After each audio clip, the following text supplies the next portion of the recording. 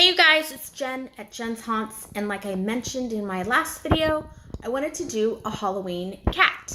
So here she is. I guess I'll call her a girl. We'll have a good look here. Here's this. And here's this.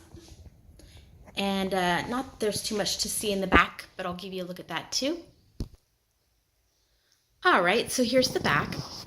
And it's not perfect, but what I did find out that I thought was cool is if you want to make this perfectly smooth, you can sand it with a really fine sandpaper, that air dry clay that I use for this. All right, you guys, so in a minute, I'm going to show you how I made her my vintage Halloween kitty. But I just wanted to show you this little pedestal first. You know, I bought these candlesticks, certainly never intending to put a candle on it, and I'll probably repaint it, and I might crackle paint it, which I think would be cool. But I knew that I wanted to build some kind of platform to display some of my Halloween stuff, so that couldn't have been any easier. Let me show you that. So this is just 2 pieces of cardboard that I glue gunned together, and then I painted it black, and then I glue gunned some of this Halloween garland around the sides. To get it to stick to the candlestick, you know, I live in California, so everyone always has the little wax to make sure your dishes don't move in the china cabinet during the next earthquake.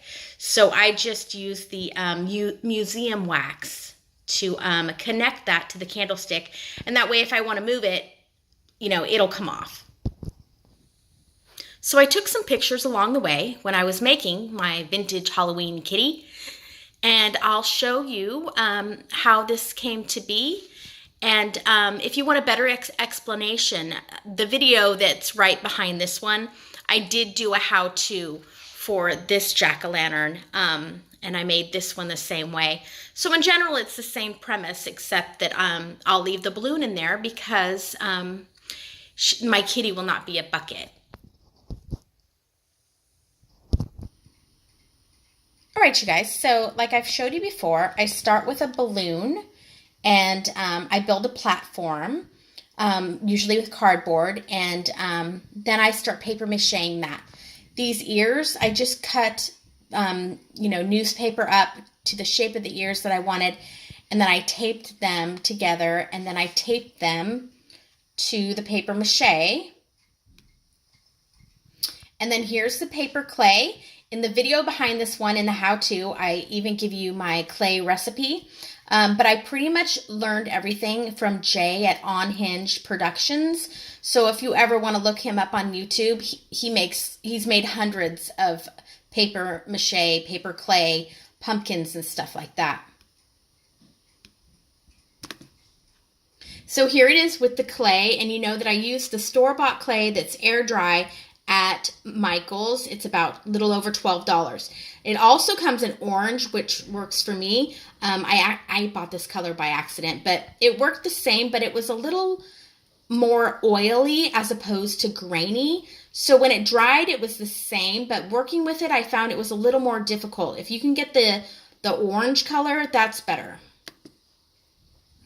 So here I'm applying the mouth and the nose, and I've put on the outings of the ears. And there it is with paint.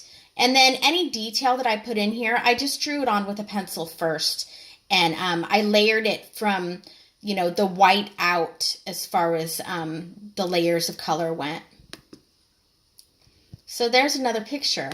So if you're looking for something to make, they always have these type of things on Pinterest. And in general, what I made was this one over here with the round face with that one's eyeballs.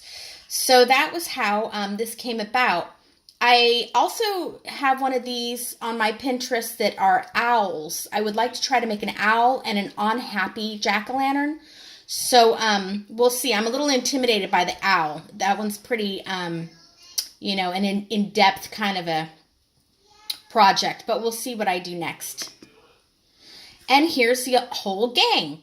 So my next one I'm going to start today once I decide what I'm going to make. And here's the beginnings. It's just a balloon with paper mache. And at the moment, he's stuck on a platform, but there's just a piece of cardboard in there. But like I said, if you guys want to make this, I did do a how-to video, and they're turning out really great, and I'm having a really great time making them. All right, you guys, so that's it for now. I hope you have a great rest of your week, and I will talk to you later.